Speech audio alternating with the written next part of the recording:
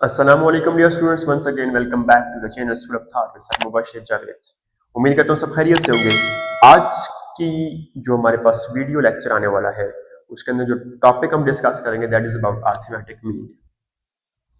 क्योंकि हमने chapter start किया हुआ है बायोस्टैटिस्टिक्स, उसके अंदर द वेरी फर्स्ट थिंग जो कि अबाउट कैलकुलेशंस हमने स्टार्ट करनी है that is arithmetic mean. Then उसके बाद मीडियन को डिस्कस करेंगे एंड देन मोड को डिस्कस करेंगे। तो आज के लेक्चर के अंदर हम सिर्फ और सिर्फ अरिथमेटिक मीन पे फोकस करेंगे। अरिथमेटिक मीन्स मीन जब आप क्या करें कि आपके पास कुछ क्वांटिटीज गिवन हो, आप तमाम क्वांटिटीज को सम करें, sum of all the quantities and then उसको डिवाइड कर दे उस डेटा को नंबर ऑफ क्वांटिटीज के ऊपर, वो आपके पास अरिथमेटिक मीन बन जाता है। मैं लिखता हूं यहां पर sum of all the quantities, sum of all quantities divide by number of quantities.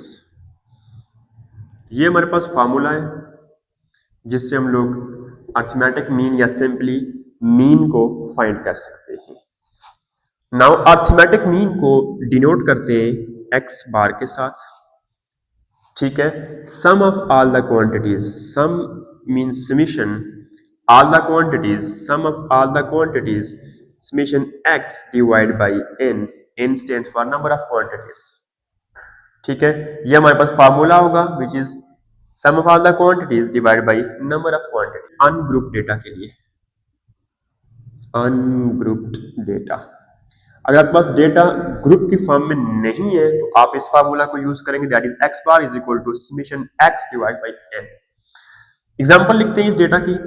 मैं कहता हूं हमारे पास एक डेटा है लाइक 12, 13, 4, 5, 9, 7, जस्ट एक रैंडम सा डेटा मैंने लिखा है, उस एग्जांपल लिखती हैं।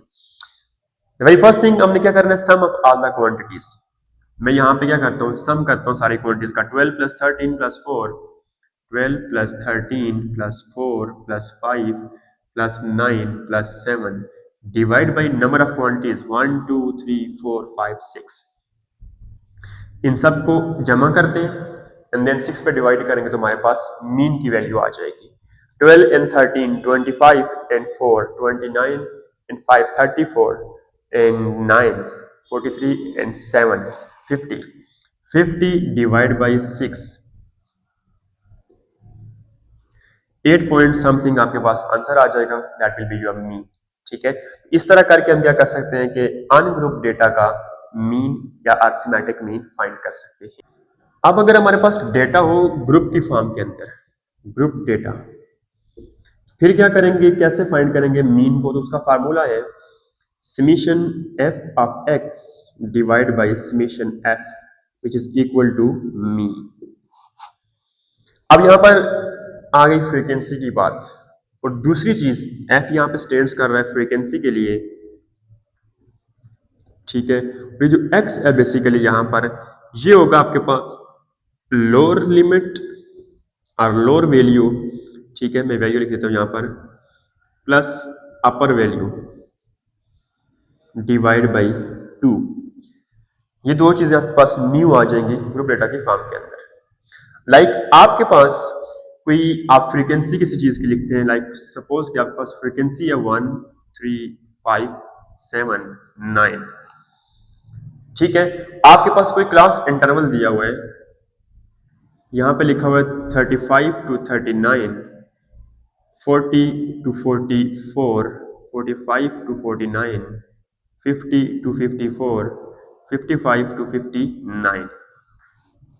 अब f तो हमारे पास गिवन है, एक चीज तो करनी है समेशन f विच मींस इसको हमने सम कर देना है।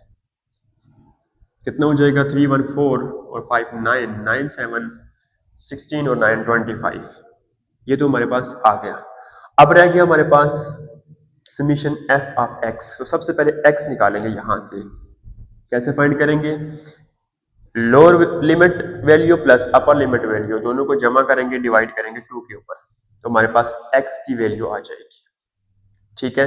तो आपने क्या करना है, इन दोनों को प्लस कर देना है। 35 plus 39 divide by 2, 40 plus 44 divide by 2, 45 plus 49 divide by 2, 50 plus 54 divide by 2 and then 55 plus 59 divide by 2।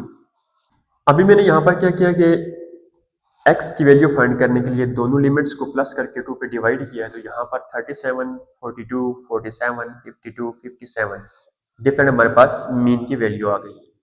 Next step में हमारे पास कि हमने फार्मूला के अंदर f और x को मल्टीप्लाई करना था। It mean this frequency and this x will be multiplied. तो 37 को 1 से मल्टीप्लाई किया 37, 42 को मल्टीप्लाई किया 3 से 126, 47 को 5 से 235, 52 को 7 से 364, 57 को 9 से किया तो 513 आ गया हमारे पास। फिर हमने करना है सम ऑफ एफ एक्स, जो हमने मल्टीप्लाई किया उसका समीशन निकाल देना है। इन सब को प्लस किया, हमारे पास वैल्यू आ गई 1275। अब इन दोनों वैल्यूज को पुट करेंगे फार्मूला के अंदर, क्या आ जाएगा हमारे पास 1275 डिवाइड बाई 25। तो इन दोनों को डिवाइड करते हैं, हमारे पास जो आंसर आता है दैट इज 51। इट मीन्स कि इस ग्रुप डेटा का जो मीन था, जो हमारे पास आंसर आना है वो है 51। तो इस तरह करके आप किसी भी ग्रुप डेटा का अर्थमेटिक मीन फाइंड कर सकते हैं। ये था आज का टॉपिक अर्थमेटिक मीन के बारे में। ग्रुप डेटा और अनग्रुप डेटा दोनों मैंने एक्सप्लेन कर दिए हैं। उम्मीद करूंगा आपको अच्छे से समझ आ गए होंगे। समझ आ जाए, वीडियो अच्छी लगी वीडियो को लाइक, चैनल को सब्सक्राइब। अपना ख्याल रखें, फिर मिलेंगे, तब तक के लिए अल्लाह हाफिज।